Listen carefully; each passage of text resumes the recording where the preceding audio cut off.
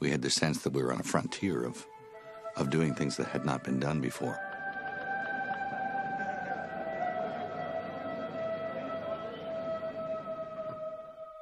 There are so many elements to make something happen. And the people we work with were fantastic and understood the vision.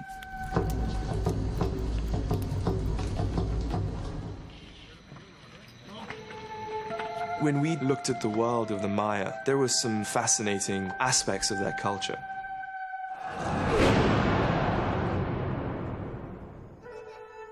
How they lived, what their religious beliefs were, what their spiritual world looked like, what were their customs, what were they doing in terms of their ceremonies. There was a real need for the audience to feel that they were watching something real. They had to buy into the story from the moment they saw the first characters on the screen.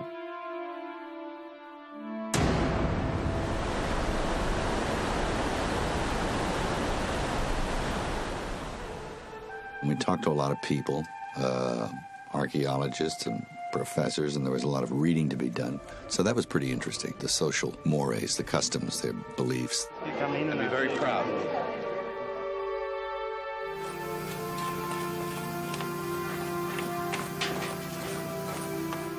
Very sophisticated civilization, at the same time very brutal. And it beats a couple of times, then he takes it away. Stay up and try and watch it go.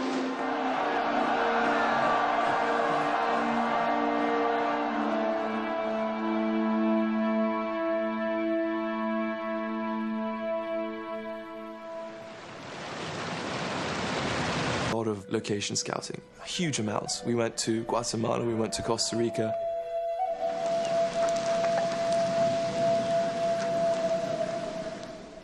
My biggest memory of Costa Rica is Mel's back, because we just kept walking through these jungles and forests, trek after trail after trek, just looking everywhere, and trying to find the right place to shoot.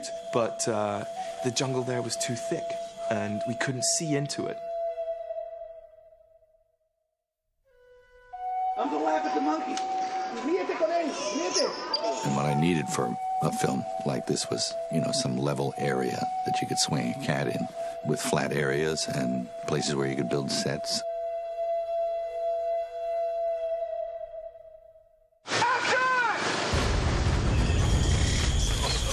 And so Mel went to Mexico, and I didn't go with him.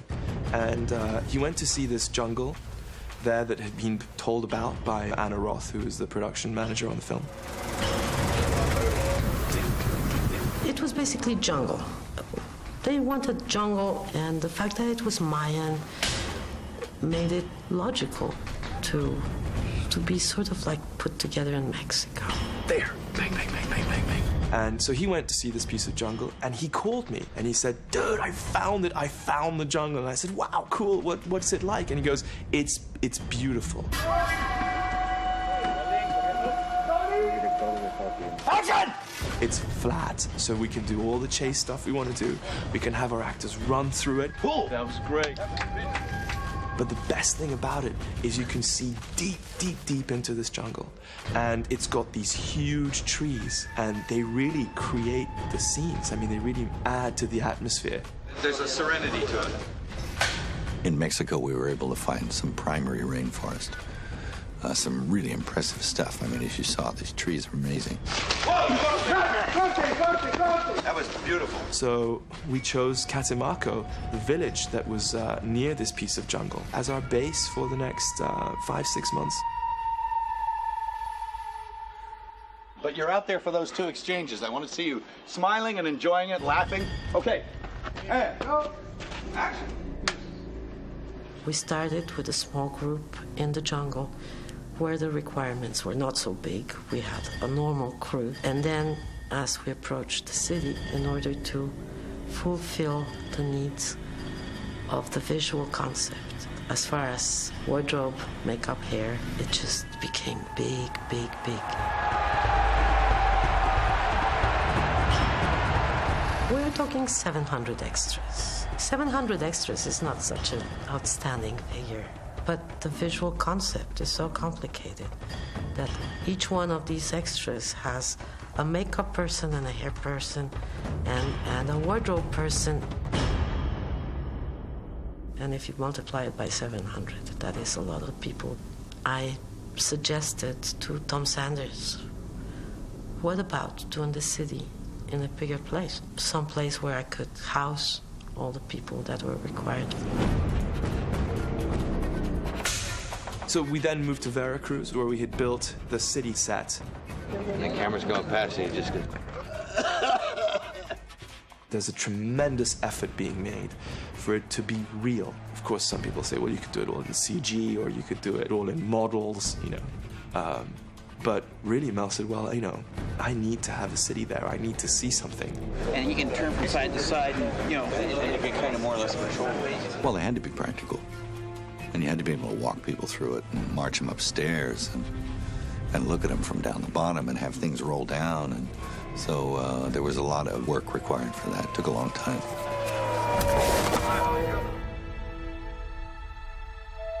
And Tom Sanders, production designer who'd worked with Mel before on Braveheart, came on very early on and decided to build this city for us.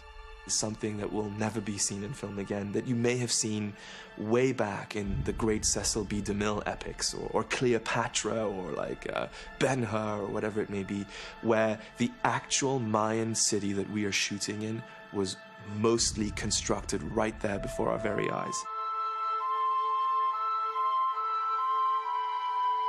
The huge pyramid temples and the marketplace. When you actually see that marketplace sequence, you'll almost, I think, be able to smell it off the screen. It looks so real. I mean, it's like a time machine here. These elements, the shanty town, the terraced fields that you'll see in the lime quarry, and the tree fall. Everything that you will see in this film were actual, real elements that we shot. The main components of the city were designed and built there for us on set and maintained for months like that.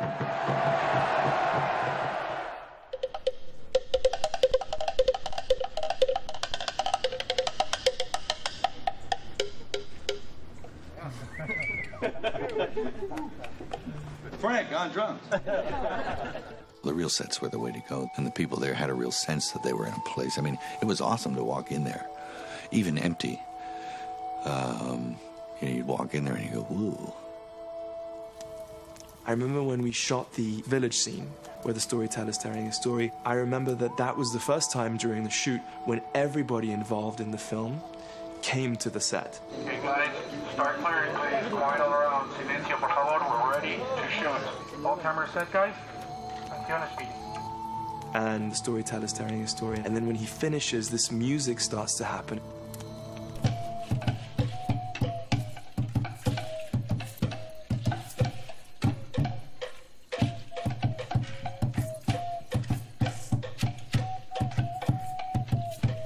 People slowly get up and dance. And then you see Mel in the middle, conducting it. Okay, now you slowly rise. Now start to dance. Now you guys stand up, and now you move. And I just remember everybody crowded around the monitor, staring at the scene. That was a big opportunity and a big responsibility. You just see these images or a way of looking at something that's kind of exciting. It's kind of a magic thing. It's so vivid, so defined, so beautiful.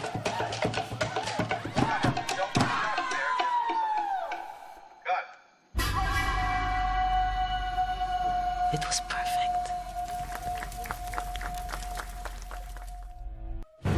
We have ceramics and sculpture and monuments that give us an idea of what the Maya were doing, how they were dressed, the types of jade ornaments they were wearing, tattooing and scarification on their faces, on their bodies. It was a method of display.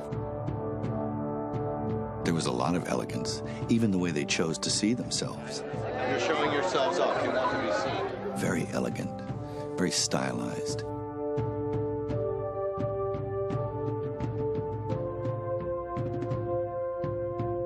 The Mayans had many styles of beauty. Looking good for the others was an obligation. For her? Yeah. There is actually a lot of information on how the Mayans wore their empire. The challenging thing was how to interpret all these